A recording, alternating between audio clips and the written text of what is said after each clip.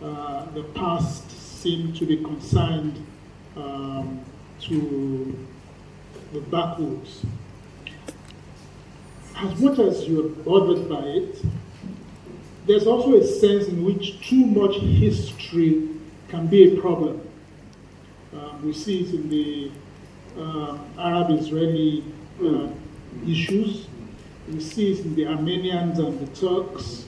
How do we get the younger generation, one, to place greater attention on historical matters, two, balance between the two extremes, and three, what role has literature to play in these two possibilities?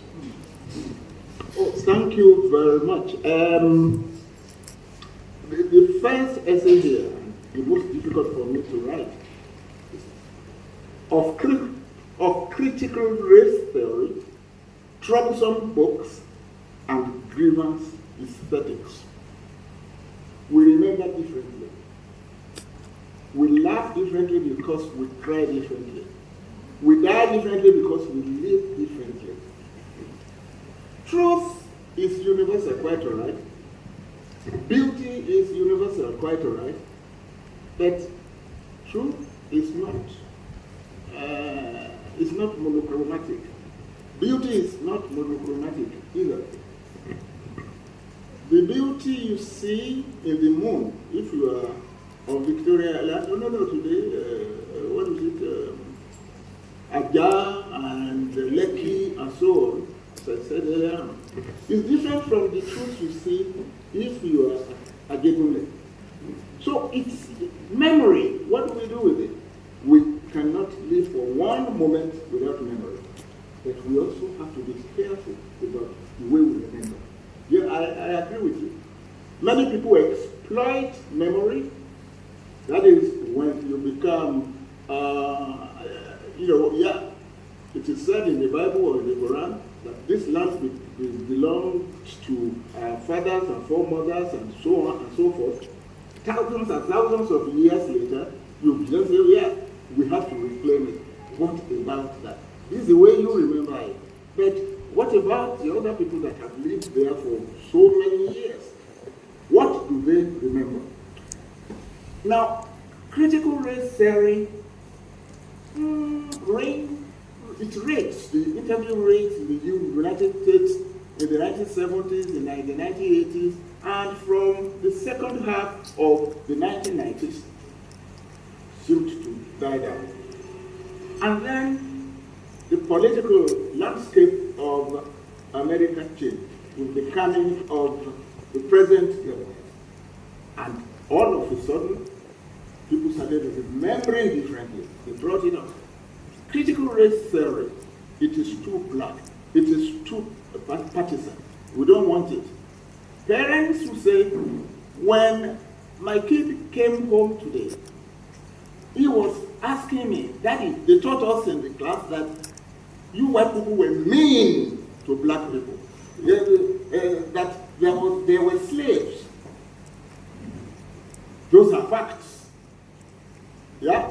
And they are part of memory. But there are some people that are hurt by our remembering. By the way, we have memory, we have remembrance.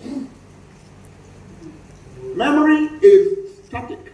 Remembrance is dynamic. Memory without remembrance is useless. It could also be dangerous. So the two have to work hand in hand. And this is why tyrants always want to control history. They always want it. So this is really it. That was when I was writing this, and all of a sudden, people started getting interested in the syllabi that you gave to students in class. What were you saying about the slave trade? No. Don't mention race in any text. Don't mention the slave trade. We might talk about the transatlantic traffic and so on. And so the part in italics here is really about about that. I try to ridicule that kind of thing satirically. No, it's not the past. No, there were no slaves. Slaves were actually happy because they lived in their own house. That is, of course, the cabin. We knew how terrible those things were. And you want your children to come home with the kind of remembrance that will not hurt your conscience. And these things actually happened. Critical race theory. And it became a war. You know, some guys were losing their jobs because people looked at their syllabi and they saw critical race theory in the most powerful democratic country in the world. You know, so I mean, this is really it. Memory depends upon who is operating it. I said, no, it is important. Who was it? Was it Ayukoyama who said, no. One of the ways you actually succeed as a person and a country succeeds as a country is that they have to keep on remembering what happened in the past. Before I put on this, talking about memory, one other thing that's been getting me into trouble, particularly in the US, when I delivered the essay here, it was a university lecture, University of Georgia, about the diaspora, I had to say that for a long time we've been blaming those who bought slaves. What about those who sold them? Let's go back, let's go home, let's go to Africa. We sold our brothers and sisters. If we are not able to confront that fact, it means we'll be living as slaves of memory forever. And nothing based on falsehood ever succeeds. We sold our brothers and sisters. And I said in that lecture that without sellers, there wouldn't have been buyers. And the important thing really is, this is a kind of fact that jumps over the hurdles of history. It is very much with us. The politicians who steal our money in billions, now it's in trillions, and take them to Switzerland, to New York, to London. Well, these days, they also go as far as Brazil, and Saudi Arabia, and so on. Our monies are all there. Now, what do we say about this? We who have the money are in Nigeria, we are perishing in poverty. What is the difference between the slave seller of those days and the one who stole our money here and puts it away over there for his own enjoyment? So there are slave, and finally, if you put a ship, anchor a ship, Papa or whatever, today, and you make an announcement, ladies and gentlemen, how many of you would like to go? You will see the thousands of people that will rush out and offer their hands like this. Exactly. Because of the mess they have made of this country, this uninhabitable country. Yes, Nigeria is difficult to live in. I saw something, a young man, how can I blame them? No. This young man was caught by the immigration police, and he kept begging, please, let me die here. I don't want to die in Nigeria. So this is really it. Slavery is still very much with us here. That is one way of remembering too. Amnesia kills a people. We must learn how to remember, and we also have to know how to put what we remember into use. Put that bridge between time was and time is. That is how we'll be able to get to time will. That's the future. One thing that has its fingers on the jugular of all the other stories there is that Japa issue. It must be subconscious. It was when I was revising this and getting it ready for publication that I did discover that this lake was so strong. It runs through virtually every piece here, even the ones of Fairway, and it runs through all the interviews. Yes. Why? As I said in the introduction, I have seen more oceans and more islands now than I did 20 years ago, 30 years ago, or whatever. I have been to virtually all the continents in the world. And I have met Nigerians. I don't know whether there is anywhere I've been where I have met Nigerians that have been completely happy about their being where they are. A former schoolmate talked to me not long ago, about 9 months ago. Niyi, how are you? You've gone home again? And I said, yes. He said, I have not been home for a long, long time, but it is eating me up. And I said, how happened? He said, I'm a rich man by every standard. I'm a doctor, cardiovascular, a lot of money. Only but this is the money. Kuduna, this is the money, it's useless. There is something about this country that resonates in our hearts and our minds, the two together. This is why 3 times a year I'm here and I'm happy. I was able to work out an arrangement with the University of New Orleans. They were very kind to me to allow me to come over here and then go back. Patriotism, yes, but also for my survival. Because this is our country. I didn't leave this country out of choice. Family issues took me there, but that is another story entirely. I read things in the papers. I was when I was just, I was head of the Department of English, and I was working really, really hard, and so on, and we had to go. But I said, if I stay here for so long, and Japa for this long, how would that be? Art thrives. When I visited Femi about 2 Sundays, what we were saying, every successful writer needs a community. A community. Shoyika had it, Achebe had it, Okibo had it, J.P. Clark, Shegun, and so on. They grew in the country. It was troublesome, it was all that, but the country made it impossible for them not to create. Now, what happens when, after producing your first book here, you become somewhat famous? About a year later, many of the students I taught creative writing here, my heart bleeds.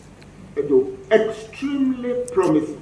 The moment they cross the ocean, that's it. We underestimate the power of our culture, the power of the indigenous, of the interiority that it brings, and the satisfaction too. How it really fires, keeps the fire of creativity going. So that's it. Everything. Many of the things there are actually subconscious. You are a writer, fine. I keep asking, and I did ask Oga Chebe when he was alive this, and we will laugh. I said, could you have written things fall apart elsewhere? And he would laugh. I said, that's a rhetorical question. Yeah. Every work of art needs a community. Every writer needs a group of co-conspirators. And so this is how it comes. Who is your audience? Without the audience, art dies. Without response, art perishes. What kind of response are you getting over there? In some places in Europe, they've never heard a name like Wole Soyinka or Chinua Achebe. And so you want to carry your literature to that place and no, this country means so much to us, and this is what I've been saying. Japa has killed so many of our talents, and that's why Ted Olani, a lecture I gave a couple of months ago, I said, Japa, Janu. Yeah, Japa, Janu. I'm happy that since that time, I have also been hearing Japa, Japada. We must not underestimate those expressions. Japa, Japada. No. Sorry, finally, we are not we're not the only country that has suffered this kind of hemorrhage. It's a kind of hemorrhage. It happened to Japan after the wars. Japan was devastated. Japan encouraged its citizens to go to the West, study the secret of their technology. They went. Yes, the difference between those people is that they went and they came back. And before you know what was happening, Toyota, that's what is it? Honda, yes, Honda, and so on. In our own case, when you go, you never come back. You are there. People ask me, why don't you like it here? I say, well, it's okay. In America, I'm like somebody who is hungry, and all you can afford is a bowl of gari. And they give you the gari and the spoon, and then take you to the bank of the ocean. Pour the gari in there, and take your spoon, and no, what am I contributing? What can I contribute? I did my best, but you know when you are most needed. Yeah, so it's a very, very sensitive issue to me. Most of the time, the people who left, my young friend Tosin Boki, did that in one of his poems. The people who left, are they the same people that came back? It was play upon the Yoruba idiom I use, Emi Lolomo, and it put that side to it, which is really good. The people who left, are they the people who came back? But what about people who left and never came again? Each time I say this, people say, I am not condemning people who have left. Who am I? No. I know people have different reasons for being where they are now. But I'm condemning African countries, including my country, Nigeria, that has made it inevitable for them to go. Yeah, I mean, in Abuja, every year, Jamboree, the diaspora people are here, and then you are fetching them, diaspora gala or whatever, and as you said, they justify this, they bring diaspora remittances. That is not money, it's blood money, it's slavery.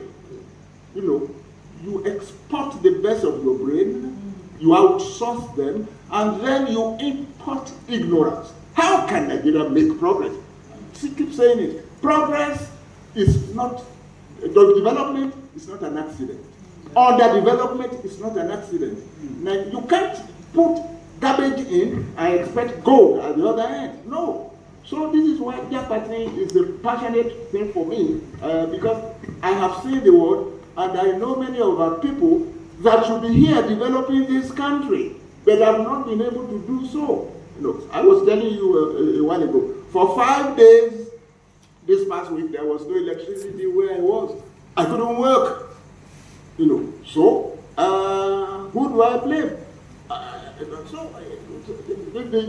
Japa syndrome.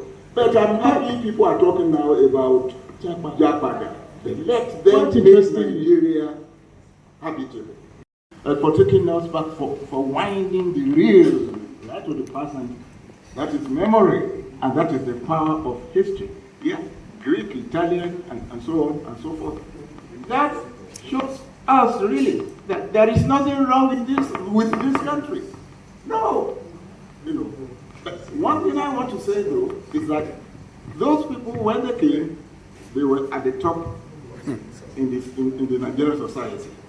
You know, Italians and so on. You know, they were trained and so on. No, they were not. They were not. Kappa was a 27-year-old illiterate. He came as a foreman for the railway corporation. He didn't come. I mean, and there are so many examples. I've researched this thing heavily because that's one of my current interests.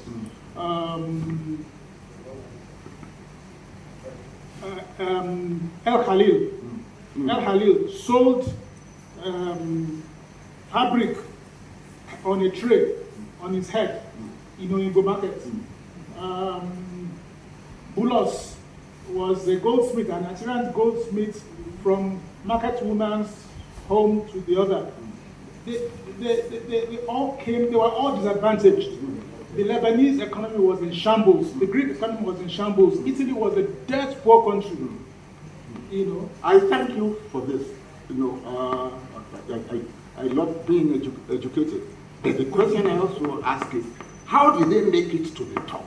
And we Nigerians did. I hear Kappa, there was this guy in Ibadan here who was buying cocoa and so on. Yes, how did it so happen that now I'm able to, because my knowledge of history is not as deep as yours, I'm now remembering them as people who succeeded and actually put Kappa all over the place. This is something we have to research. So what happened to their Nigerian counterparts? You know. So it is. I take your point.